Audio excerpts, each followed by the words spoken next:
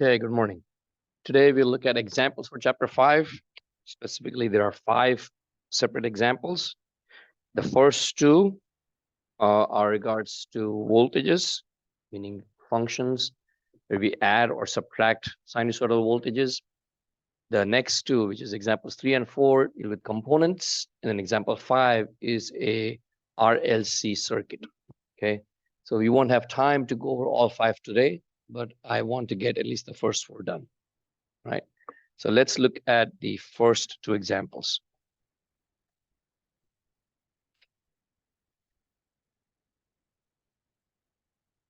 Okay. Examples 1 and 2. We're simply told there is a voltage Vs of t, which is the sum of 2 separate voltages or 2 separate components. Okay. Our job is to find the value of this sum or this summation. Now, a real life example of where we add signals, add or subtract, is noise cancellation. So anytime if you used a electronic device like a smartphone, tablet, or noise cancellation headphones, noise cancellation earphones, what it does is there is a microphone near the speaker that captures the surrounding audio signals, inverts the phase by 180 degrees, and adds it to the original capture. That results in a magnitude of 0. And you can try that out once you go through the mathematical operation. So let's say a microphone captures a signal like this. Then you do signal processing and you flip or you invert it by 180 degrees, 180 degrees out of phase. And when you add these 2 waveforms together, the result is 0. That's a real life application where you would add 2 or more different signals. Okay. That's noise cancellation. Now, mathematical solution for example number 1. The first thing, the absolute first thing you have to know or you have to check is the frequency. To add or subtract 2 or more signals, the frequencies must be the same. If the frequencies are not the same, you cannot add or subtract those waveforms. So in order to add or subtract sinusoidal waveforms or sinusoidal functions, the frequencies must be the same.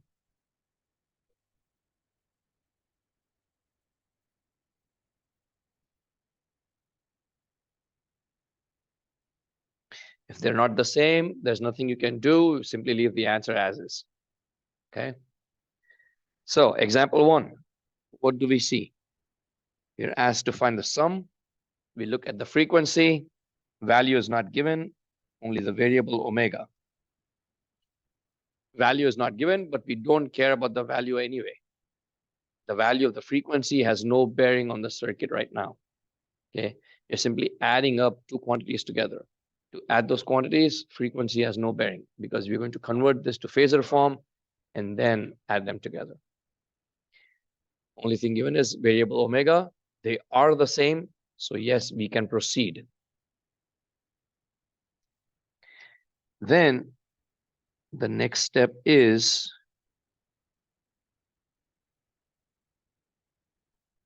to write all sine functions in cosine form. Okay. All sine functions must be converted to cosine form because we are going to use phasor techniques to write out the vectors for these quantities. Then we will use, again, remember, whole point of doing all this is that you're using complex number math to perform our mathematical calculations. So we're going to represent these time domain functions as phasors, meaning as complex quantities that have magnitude, that have phase.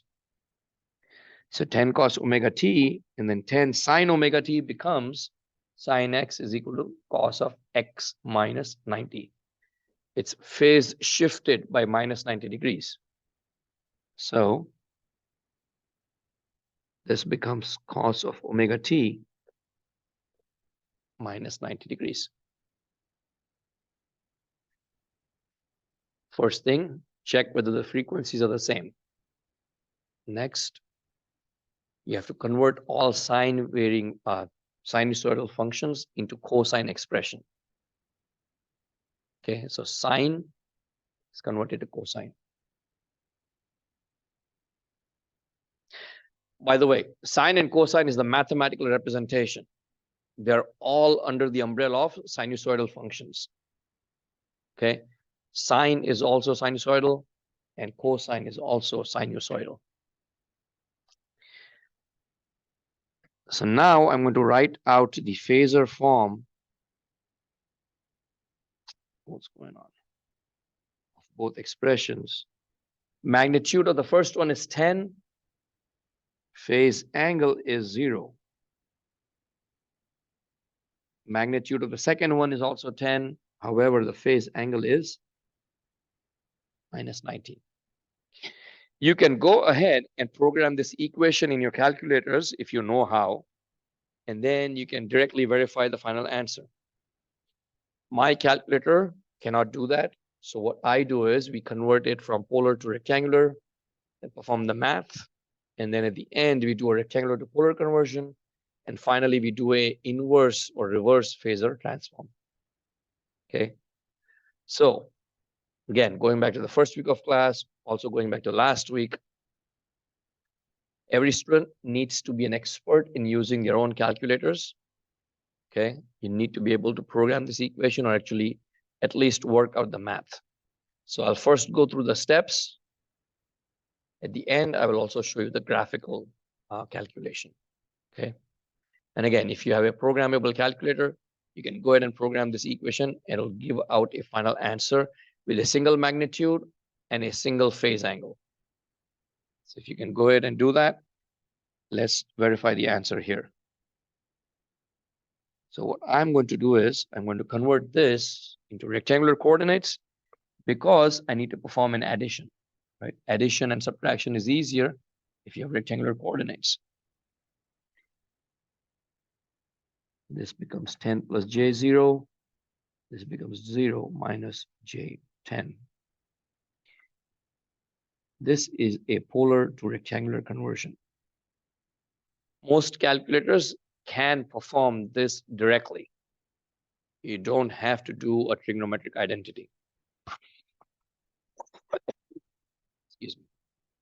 But as engineers, you should be aware of how this comes about, right? These are the three sides of a right angle triangle. That's where it comes from.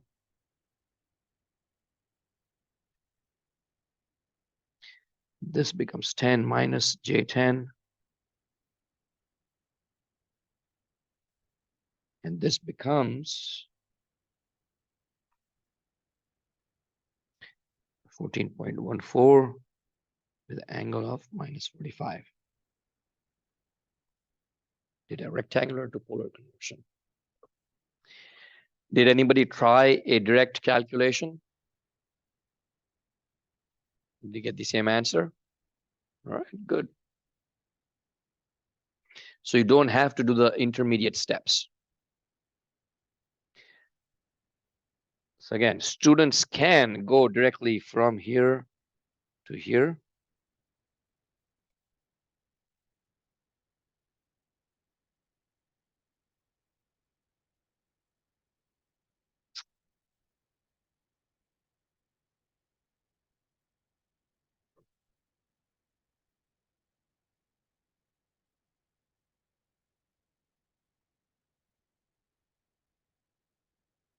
The only thing is, if your final answer, if you make a mistake or a small error in programming the equation, your final answer would be incorrect. So if your final answer is incorrect, I would not be able to give you some partial credit for the intermediate steps. That's the only downside. So again, you better be an expert and have confidence in your abilities. And then the final answer is asked as a function of time. So we have to perform the inverse phasor transform, which again is straightforward. We take the magnitude and write out the cosine expression The inverse phasor transform is always be in cosine, because when we do the phasor transform, we write directly in cosine. The frequency does not change. The frequency is the same as the input frequency. The frequency is not affected at all. And so when you write out the inverse phasor transform, it's simply cos omega t, and then whatever the phase angle result was. So cos omega t minus 45.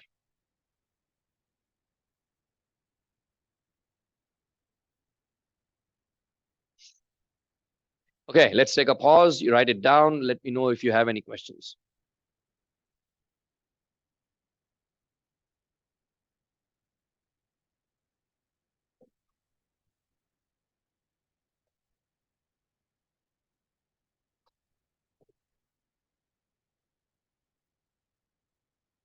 Any questions at all?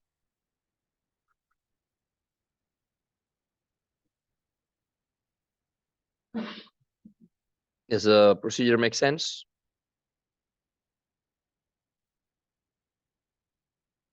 It's a generic mathematical operation in complex numbers. You're simply adding two complex numbers together.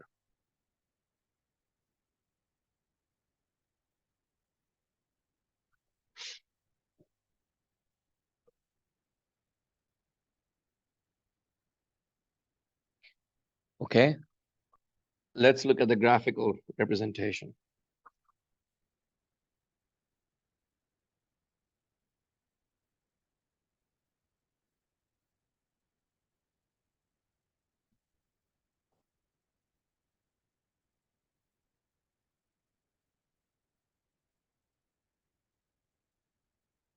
Real axis,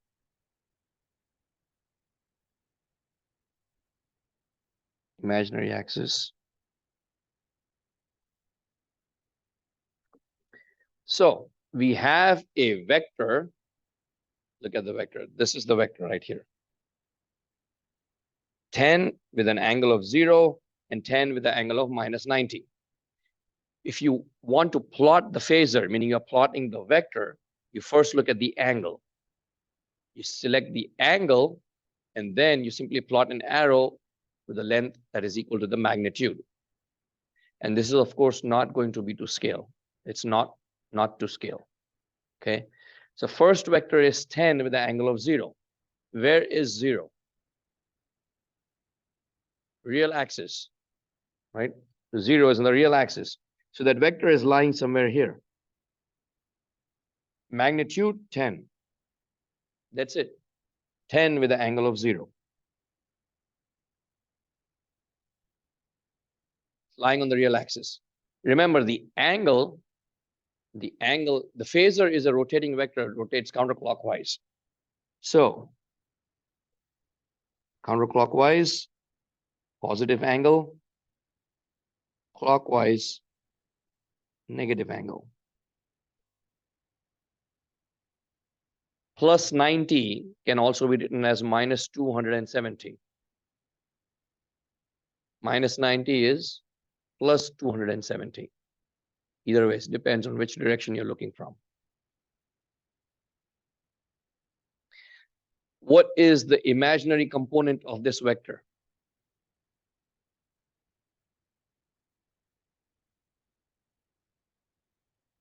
Nothing, 0. So when you transform this, your real component is 10 because it's lying on the real axis with the length of 10, and the imaginary component is 0. Hence, 10 plus j 0. It's a right angle triangle. A right angle triangle. Does everyone see that? Right. How about the second one? 10 with the angle of minus 90. Angle of minus 90, where is that? You have to go clockwise. And that's minus 90. Lying on the negative imaginary axis. So it's here. 10 with the angle of minus 90. Real component is now 0. Imaginary component has a length of minus 10 because it's lying on the negative axis. So it becomes 0 minus j 10. The minus j indicates it's on the negative imaginary axis.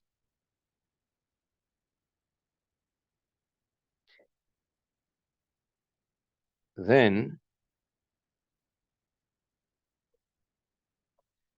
let's do the sum. They are of equal length, 10 and 10, equal length. So if you extend that arrow, meaning you sum it up, it's going to divide that 90 degrees exactly in half. So you get minus 45,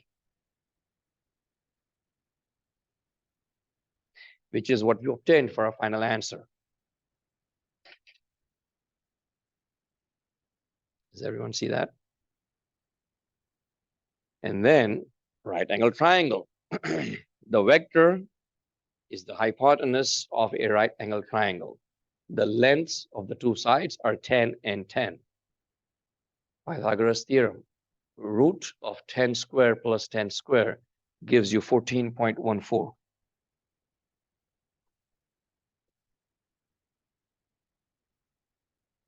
And that's the graphical explanation.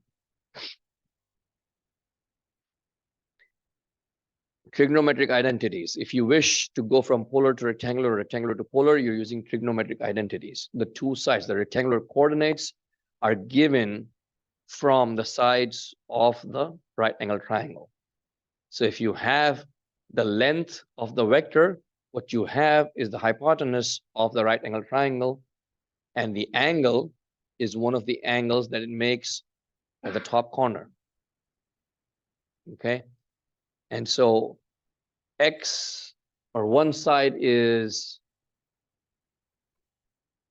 hypotenuse, which is r, the phase angle, which is theta. So r sine theta and r cos theta gives you the rectangular coordinates. And if you're going from rectangular coordinates to polar coordinates, hypotenuse is the length of the vector. So Pythagoras theorem, square root of a square plus b square gives you the length of the vector. The phase angle is given by tan inverse of b over a. That's how we used to do it back in the day, before we had calculators. And now you have you had engineering calculators that can do polar to rectangular conversion directly or rectangular to polar conversion directly. And now you have programmable calculators. We can program an equation directly in there and it'll give you one single answer in one step. As engineers, your job would be to work as efficiently as possible to the maximum benefit of your work, of your company or a corporation, whoever you might be working for. So you use all the tools at your disposal, meaning if you have a calculator available, you use your calculator.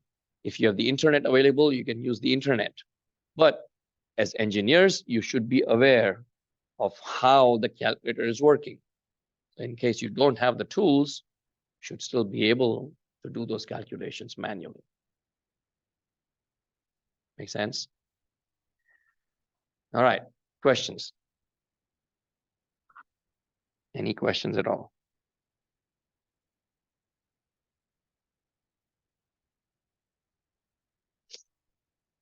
No questions? All right, let's solve the second one then. We'll go a little bit faster on this one. Again, it's the exact same procedure. There is nothing different about this. We want to find Vs of t. So phasor for Vs is going to be, the first one is in cosine, 20 cos omega t minus 45. I can directly write the phasor, magnitude 20, phase angle, minus 45. Second one is in sine. I'm going to convert to cosine by subtracting 90 degrees. So 60 minus 90 gives me minus 30. That becomes 10 with an angle of minus 30. Program this equation directly in your calculator. You can have the answer in one step. I'm going to go through the intermediate 2 steps. Convert these into rectangular coordinates. Gives me 14.14 minus j 14.14. The second quantity becomes 8.66 minus j5.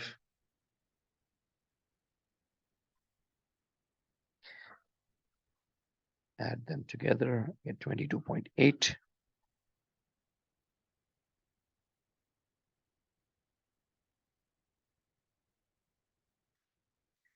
Final answer is magnitude 29.77, phase angle of minus 40.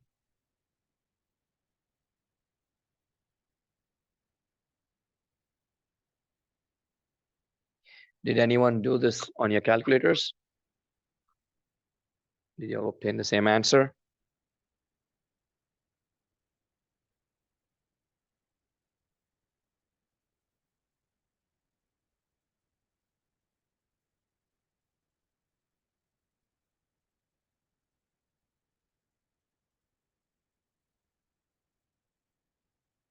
That's your final answer. Again, if the question asks you for the phasor form, you can leave the answer in the phasor form. Polar coordinates, it's fine. Phasor means polar coordinates. It does not mean rectangular coordinates. Okay. So phasor, if it says find the phasor for the voltage, you leave the answer in phasor form, meaning magnitude and phase angle.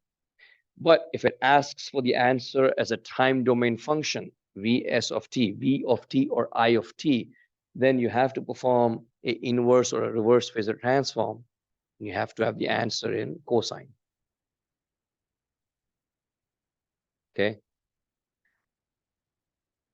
In a quiz or an exam, I will always ask as a function of time. I will never ask you to just leave it as a phasor. All right, any questions?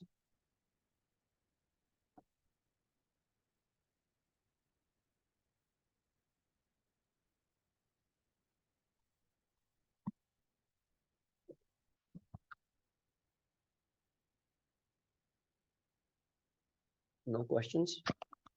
Let's move on to example 3. So the first two dealt with voltages and currents. The second two, meaning examples 3 and 4, deal with components. Example 3 is inductor. Example 4 is capacitor. Exactly the same example, no difference. The only difference is the equation for the impedance. All right, let's look at the problem. What is it stating? Both problems, the component values are given to us. Example 3 gives us inductor. Example 4 gives us the capacitor value. Then it provides the voltage. And it asks you to find the current. Okay. That's already given. It asks you to find the current. Now think back to chapter 3. If you wish to find the current for an inductor, what do you have to do? To perform an integration. If you wish to find the current for a capacitor, IC is C dV over dt. You have to take the derivative, right? But because we are doing complex number representation, we can simply apply Ohm's law. We don't have to perform complicated math. We'll do simple math using complex numbers. So example 3, when you have a voltage or current and you're trying to solve it, where you need to find impedance, the first thing you should do is compare it to the standard expression for voltage and current and obtain the values of the 3 quantities, meaning the peak value or the magnitude, omega, and the phase angle. These 3 quantities. So VL of t is given. I'm going to write the phasor for VL. Since it's cosine, 100 angle 0. VM, the peak value is 100 volts. Omega value is 200 radians per second, and phase angle is 0. Phase angle is 0. Once I have the value for omega, calculate impedance. ZL in polar coordinates, in rectangular coordinates is J omega L. So J times 200 times 0.25 gives me J 50 ohms. But that's rectangular coordinates. I know that if I wish to find current, I'm going to apply Ohm's law, meaning I need to perform either a multiplication or a division. And for that, I want the quantities to be in polar coordinates. ZL in polar coordinates is omega L with an angle of plus 90. Remember, voltage always leads current in an inductor. So the impedance of an inductor is always plus 90. Similarly, for a capacitor, it's always minus 90.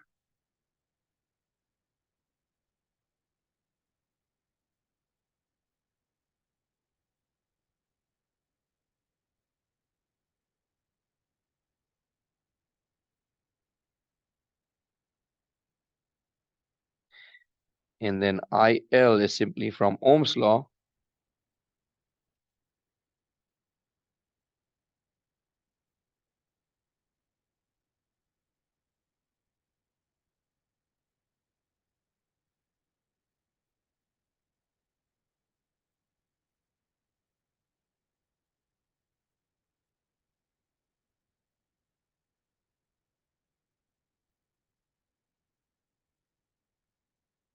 Magnitudes get divided, phase angles get subtracted, so it becomes 0 minus 90 amps. Yes. Oh, yes. Thank you. 0.25.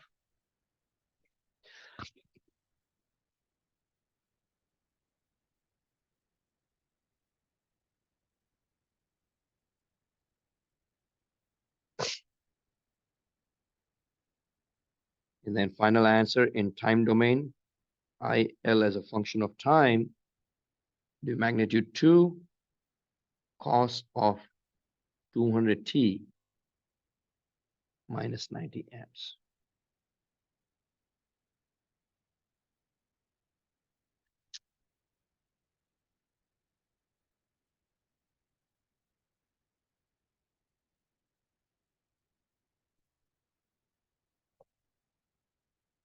All right, questions? Yes.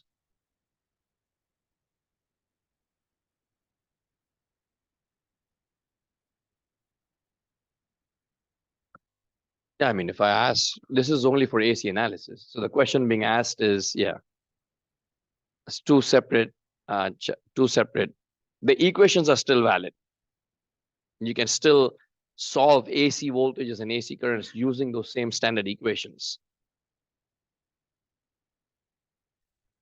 So the question was about chapter 3 equations, and the answer is yes, you can solve them using those. But you can't apply this technique to chapter 3 because chapter 3 dealt in generic terms, and mostly we only looked at DC voltages and DC currents in chapter 3. We don't look at AC. So this technique is specifically for AC. But the current and voltage equations for inductors and capacitors are generic. They apply to both DC as well as AC. Yes.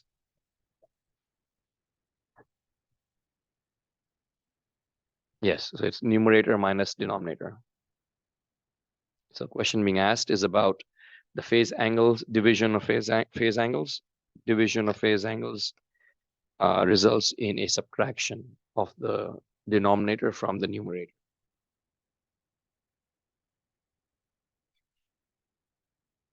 All right, other questions? Okay, example 4. It's exactly the same procedure, except ZC is different.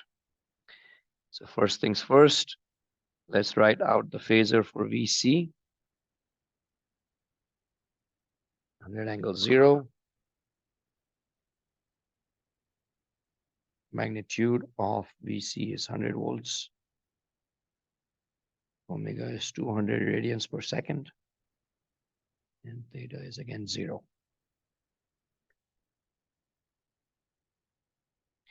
ZC in rectangular coordinates is 1 over j omega c, reciprocal of j omega c, or 1 over omega c with an angle of minus 90.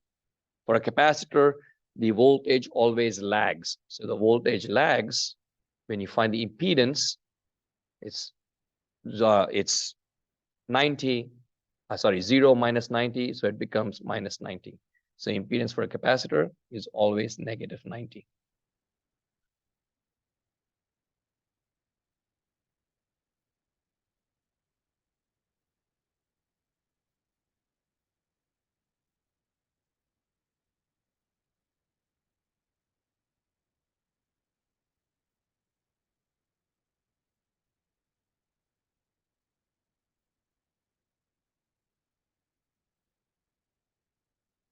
So this becomes 50 with an angle of minus 90. And that means when we try to find IC, this is phasor for IC.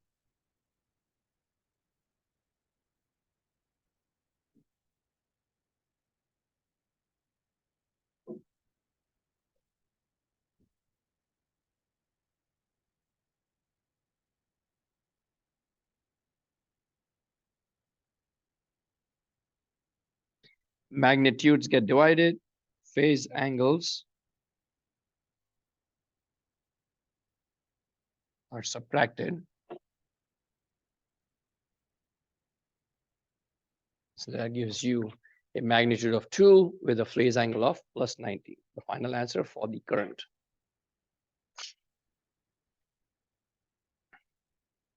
So IC of t is 2 cos of 200t plus 90 amps.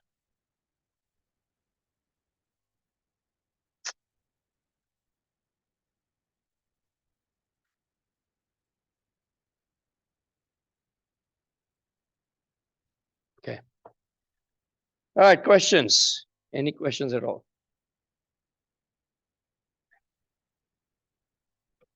Okay.